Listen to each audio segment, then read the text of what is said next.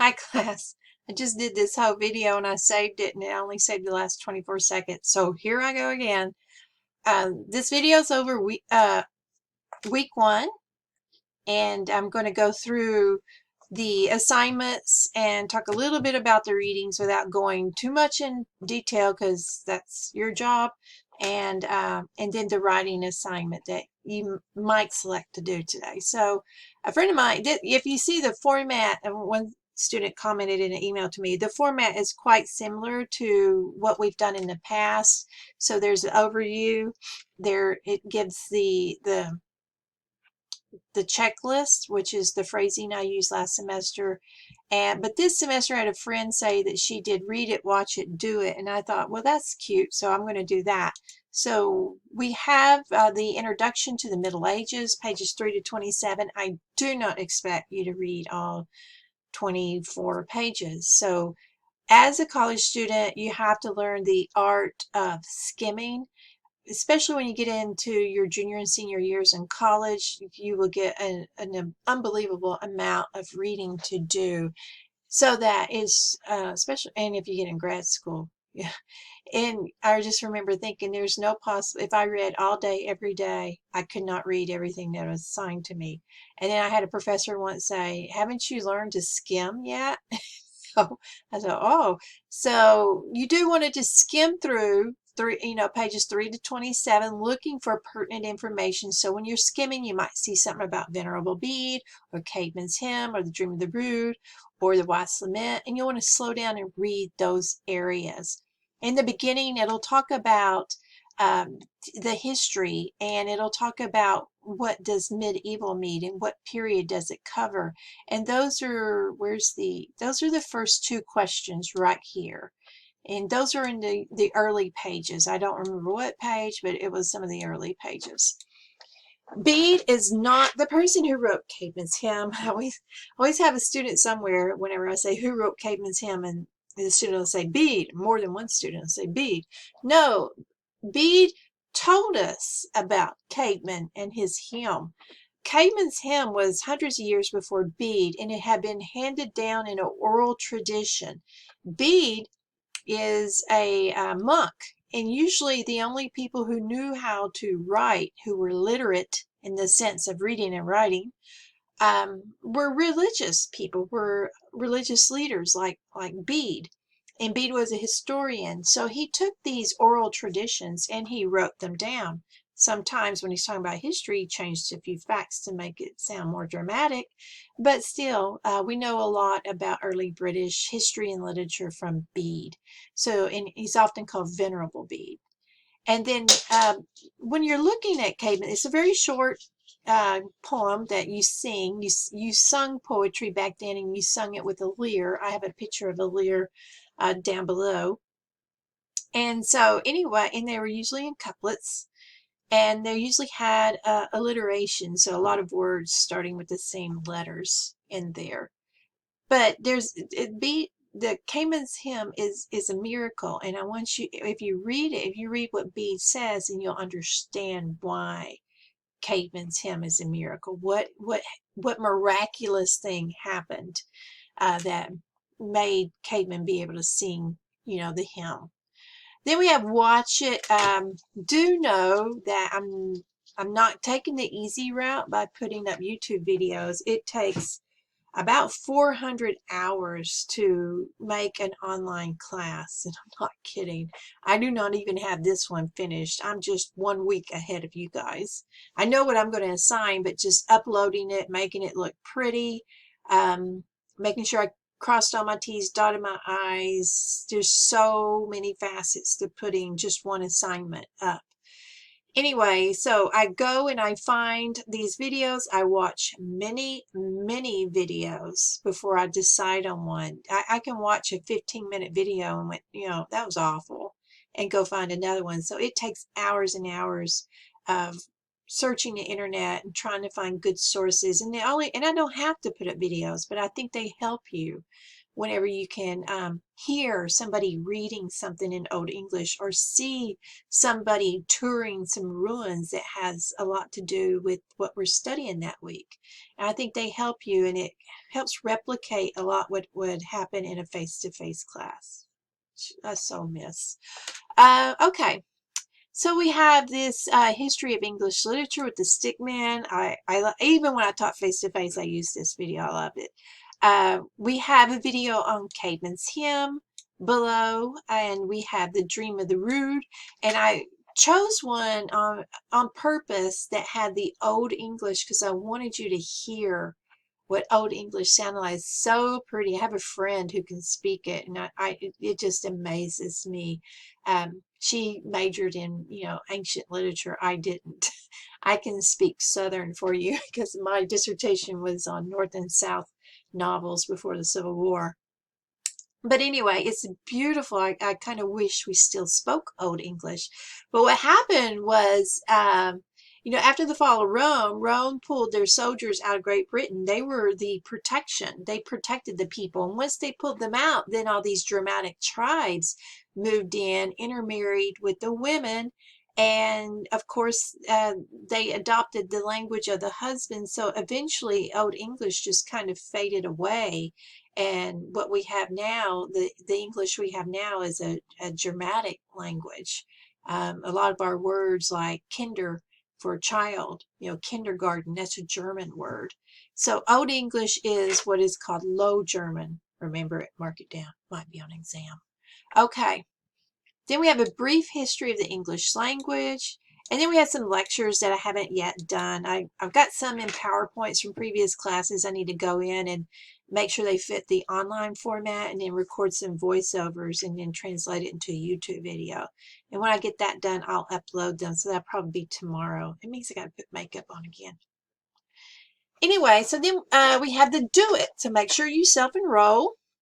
That's in lesson 0. Then you have some journal work to do with your group, and that's below. I'll get down there in a minute. Then you want to, as a group, you want to choose 3 presentations. 2 you choose on your own, the list that's below, and the third one you choose is from week 3, I think, of Canterbury Tales. This is my first time to do it this way. I used to teach, I'll go ahead and go down here. I used to teach, right here we are. Canterbury, we read one every single day. I had a Monday through Thursday class, and so we'd read the prologue, then we'd read the Miller's prologue and tale, and the wife, and then each day a 2-person team would do a presentation on that Canterbury tale in class. So that's why I put Monday, Tuesday, Wednesday, Thursday, because it might look like a lot, but if you're thinking about how it replicates to face-to-face class, these were each done one day, for those classes. And I have some summaries. I don't know if I have them for all of them. I might have summaries for all of them that I'm going to hyperlink. So they're funny. They're satire. They're making fun of people or beliefs or customs. So you want to think about that when you're reading it. And anyway, they're a lot of fun. So you'll pick, well, since I'm here, I'll go ahead and go over the readings. So the first one is the Fraudenlied, which is a German word for woman's song. That would be this week. If you pick it and you can't get it done this week, next week's fine. You can turn it in next week. If we were in a face-to-face class, Wolf and Edisser is one that we would have done if we were in a classroom. So I cut some of the readings out. Then another presentation is Beowulf and the Heroic Tradition. Beowulf's quite long. We're doing it in 1 week, which is about what we did in class. I would assign it over the weekend. We'd do half of it on like Thursday, and then we'd have the weekend, and we'd do the second half on Monday. So we're still replicating the week, and I have to squeeze, all these readings into an 8-week class, which when you're doing it on your own seems like more readings than when we're doing it face to face in a classroom. And this is a translation. Beowulf's a translation. I don't remember who translated it. I have to look in the book, but you can look in the book and see. And there is an online, if it's still there, YouTube's taken a lot of videos down, but there used to be a part 1, part 2 YouTube video where somebody read Beowulf, and it was really, really good. So if I can find it, I'll upload that. But Beowulf's good. It's really good. It's good. Okay, we're going to do Hamlet. Instead of reading Hamlet, we're going to watch the Mel Gibson version of Hamlet. It's really good. I like it because it looks medieval, where the Kenneth Branagh version looks more like the 15th, 16th century. And then, so a group can do a presentation on Malory, who a lot of people have written about Sir Thomas Malory's book is the go-to book. And he was in prison, by the way, when he wrote this. So he's got an interesting biography of him. That would be fun to do. And then just about the Arthurian tradition and what we know about Arthur and what we don't know. The queens are neat. These are the ones that either were divorced or hung or survived King Henry VIII. Except for Lady Jane Grey. She was not married to, well, see, 2 of these are Queen Elizabeth's a daughter, Mary the First is a daughter, Lady Jane Grey and Mary Queen of Scots are 2 other queens. So none of these are the wives. They are the children and some other people. But I do go over the wives, and I'll do a online video for that. And it's just King Henry VIII and the issues he had. It's just kind of neat to go over that. Bane and Orinoco is awesome. It's takes place in the Virgin Islands, the Caribbean. And Orinoco is a slave who was royal in Africa and captured and taken to Suriname. And she, in real life, she claims that she witnessed this. She was in Suriname. She was a spy for King Henry II, and she claims that she met Orinoco, and she's telling us his story. Then, so that would be a really uber fun presentation. And then we've got some poems. John Donne, Jonathan Swift, and Lady Mary Wortley. I didn't get her last name on there. And then we have Faustus, Dr. Faustus with Christopher Marlowe. And that's pretty awesome too. We're going to read Faustus, but I'm going to eliminate some of the chapters so it won't be as long. And then you have this 1-page assignment right here. We're going to have 7, but you only need 5. So you can skip this one if you want. This has 1 prompt. Sometimes I'll have 2, maybe 3 prompts that you can choose from.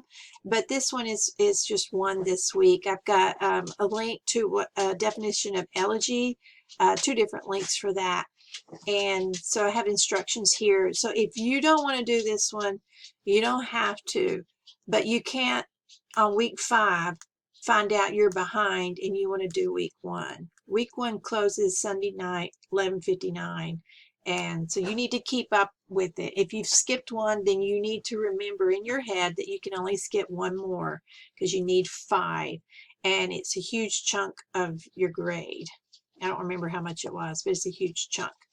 I'm going to upload, this is the video I'm making now. I'm going to upload a PowerPoint on the Mid-Ages, and I'm going to upload some stuff over the readings later in the week. These are the questions that you guys need to answer in your journal. This is a handout I made for a previous class, and I just copied it into here. It wasn't that easy because the formatting wasn't wanting to work, and it was hard getting these pictures over here. And I do have the MLA citation. If you end up writing anything over Caedmon's hymn, you've got it cited. And I think I've gotten everything. So do decide on that. If there's something you want to do, it's first come, first serve on this list. So you just click on here and go in. Nobody's picked anything yet. And go in and tell me which one.